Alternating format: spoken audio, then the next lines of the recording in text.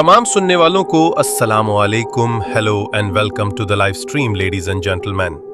उम्मीद करते हैं कि सब खैरियत से प्रोग्राम सुन रहे होंगे और सब अपने अपने ठिकानों पर मौजूद होंगे। एक औरत जो सबका रास्ता रोकती है, एक दुल्हन जो आते जाते मर्दों को सताती है। ऐसी कई कहानियां जो आपने हमेशा सुनी होंगी, लेकिन आज जो कहानी मैं आपको सुनाने जा रहा हूं, ये शायद आपने पहले कभी ना सुनी हो। कारसाज की दुल्हन, जो हर कराची में बसने वाले का एक बुरा ख्वाब है। कुछ इस पर यकीन करते हैं और कुछ इस पर यकीन नहीं करते। आज हम बात करेंगे एक ऐसी स्ट्रीट की जो बिल्कुल कारसाज के साथ है। तो फिर अपने हेडफोन पहन लो और अपना हिसार कर लो। कमरे में अगर अंधेरा है तो लाइट्स ऑन कर लो। बेड के ऊपर बैठे हो तो एक दफा नीचे देख लो। अगर आप ड्राइविंग कर रहे हैं तो अपनी बैक सीट्स और साइड मिरर्स चेक कर लो। और वॉशरूम में बैठकर इन स्टोरीज को हरगिज मत सुनना। कहानी शुरू होती है उस रात से, जिस रात आमिर अपने ऑफिस में देर रात तक काम कर रहे थे। आमिर डालमिया रोड पर एक प्राइवेट कंपनी में काम करते थे। आमिर बताते हैं कि उस रात काम करते करते वो बहुत थक चुके थे। उनके सिर में तेज दर्द हो रहा था और वो अब अपने घर जाना चाहते थे। आमिर बताते हैं उन्होंने ऑफिस को बंद किया और अपने घर की तरफ रवाना हुए। जैसा कि आप लोग जानते हैं, डालमिया रोड पर मौजूद वीरान और सुनसान कब्रिस्तान रात की तारीकी में एक भयानक मंजर पेश कर रहा था। इर्द गिर्द की तमाम दुकानें बंद हो चुकी थीं। गली मोहल्लों के दरवाजे भी बंद हो चुके थे।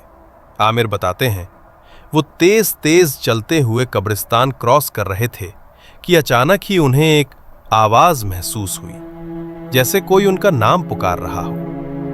आमिर 1 मिनट को रुके, पीछे मुड़कर देखा, वहां कोई मौजूद नहीं था।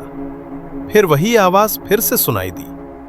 उन्हें लगा कि आवाज ऊपर से आ रही है। जब आमिर ऊपर की तरफ देखते हैं तो देखते ही रह जाते हैं।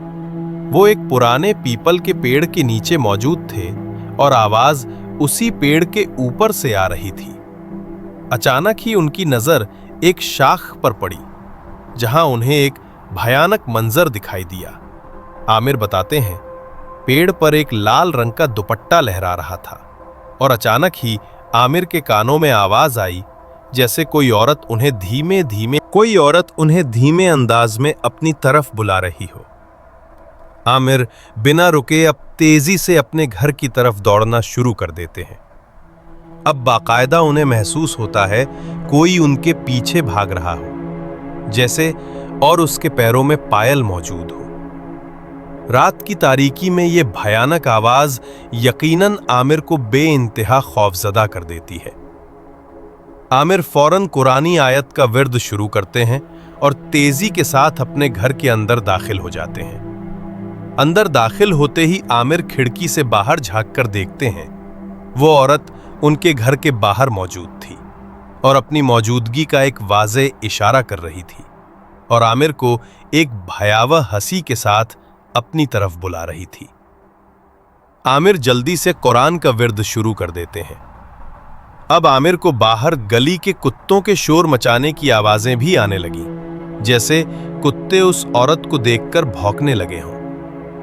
आमिर कुरानी आयतों का विर्द करते रहे और तभी कुछ देर बाद उन्हें अजान की आवाज सुनाई दी।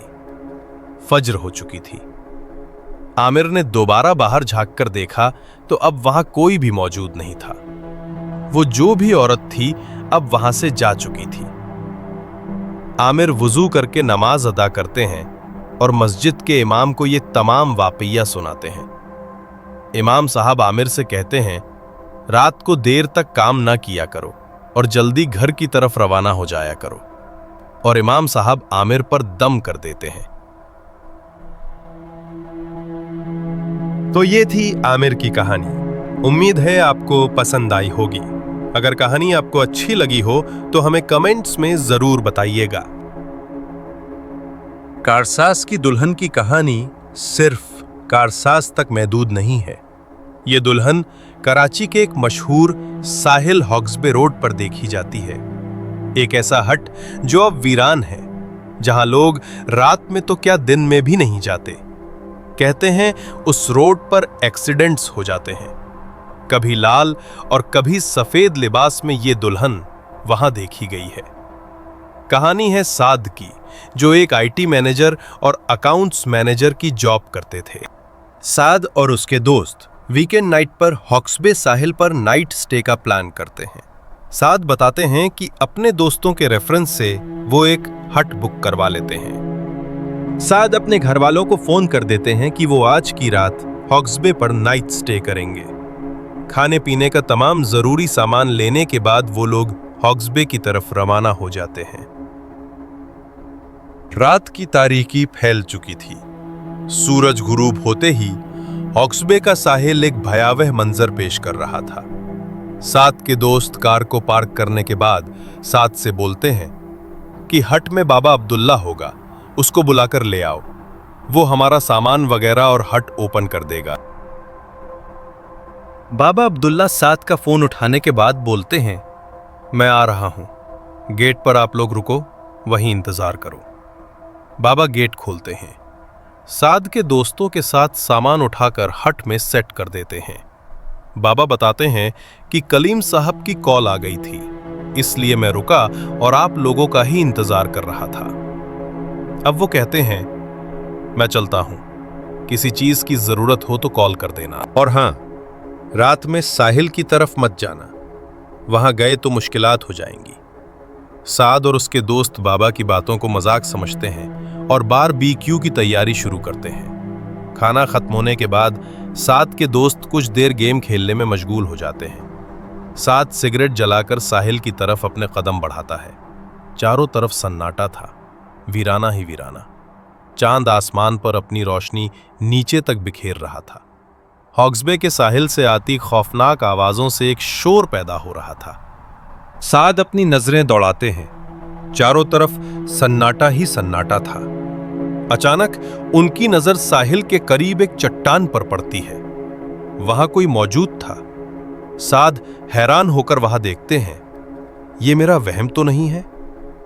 बहुत गौर से देखने के बाद उन्हें एहसास हुआ चट्टान पर एक लाल जोड़े में कोई मौजूद है, जो साद की तरफ ही देख रही है। उसके चेहरे के आगे अंधेरा था। साद के कदम चट्टान की तरफ उठने लगते हैं। जैसे ही साद उस औरत के करीब होते हैं, उन्हें एक खुशबू का एहसास होता है। वो बताते हैं उस औरत ने शादी का लाल जोड़ा पहना हुआ था और वो हल्की हल्की सी सिसकियां ले रही थी। उसके हाथों में मेहंदी लगी हुई थी, जैसे कोई दुल्हन साहिल पर खड़ी हो। एक चट्टान के साथ उसने अपने वजूद को सहारा दिया हुआ हो। साद को हैरत होती है, ये कौन है जो इस वक्त यहां मौजूद है? वो भी दुल्हन की तरह तैयार हुई है और ये रो क्यों रही है? साद थोड़े फासले पर ही थे। उन्हें फिर एक खुशबू का एहसास होता है और तभी साद पूछते हैं, कौन हो तुम और यहां क्या कर रही हो, वो भी इस वक्त? और तुम रो क्यों रही हो? क्या तुम्हें कोई मसला है? वो लड़की घूमकर साद की तरफ देखती है और साद की तरफ अपने कदम उठाती है। साद रुक जाता है। मेरे साथ जुल्म हुआ है साद। उस औरत की आवाज अंधेरे में गूंजती है, तुम्हें मेरा नाम कैसे पता है?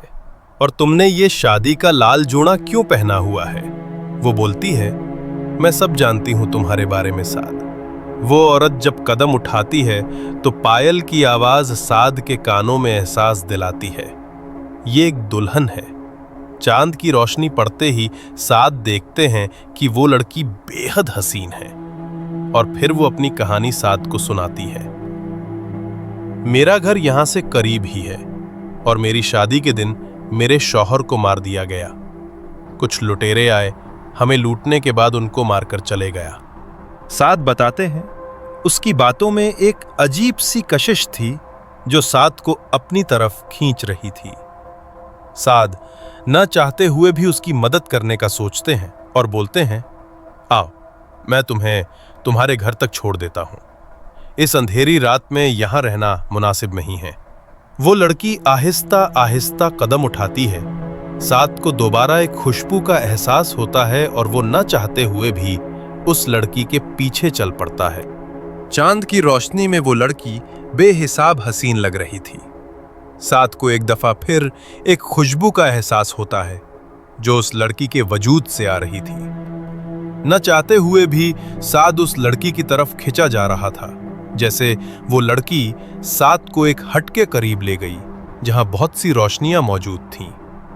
साद उस लड़की के पीछे कदम उठाते हुए हट के अंदर दाखिल हो जाते हैं। वो लड़की उन्हें एक कमरे में आने का इशारा करती है। साद के कदम बढ़ते ही मंजर बदल सा जाता है। लाइट चली जाती है और कमरे में घुप अंधेरा सा हो जाता है। साद उस लड़की को आवाज देते हैं, तब उन्हें महसूस होता है कि एक खौफनाक हंसी उनके कानों में आई हो, जैसे कोई उनकी बेबसी पर हंस रहा हो। साद बताते हैं, उस लड़की की आंखें सुर्ख हो गई थीं और उसका चेहरा बेहिसाब खौफनाक हो गया था। वो हंस रही थी और अपनी खौफनाक हंसी के साथ साद को इशारा करती है, आओ साद, मेरे पास आ। ये मंजर इतना भयावह था कि साद को बेहिसाब पसीना आ चुका था और उनके हलक से जैसे चीख भी नहीं निकल पा रही थी। जैसे साद ये मंजर बर्दाश्त नहीं कर पाते और वो वहीं गिर जाते हैं। होश में आने पर साद खुद को अपने दोस्तों के करीब पाते हैं। साद के दोस्त बोलते हैं, शुक्र है तुझे होश आ गया, तू वहां वीरान खंडहर में क्या करने गया था? साद पानी पीने के बाद अपने दोस्त को तमाम किस्सा सुनाते हैं और उस लड़की के बारे में बताते हैं। साद बोलते हैं, बाबा अब्दुल्ला को जगाओ और उसे बताओ ये सब हुआ है मेरे साथ। बाबा अब्दुल्ला आने के बाद और सारी कहानी सुनने के बाद कहते हैं, तुम लोगों को साहिल पर जाने से मना किया था, रोका था, तुम लोगों ने मेरी बात नहीं मानी। बाबा अब्दुल्ला साद पर दम करते हैं और कहते हैं, ये लड़की कई लोगों को देख चुकी है, कुछ को मार भी चुकी है। तुम्हारी किस्मत अच्छी है, तुम बच गए हो। बेहतरी यही है कि अपने अपने घर रवाना हो जाओ और इस जगह को खाली छोड़ दो। साद कहते हैं, उस वाकये के बाद हम कभी भी दोबारा नाइट स्टे करने हॉक्सबे की तरफ नहीं गए। कहानी आपको कैसी लगी ये आप कमेंट्स में बताइएगा।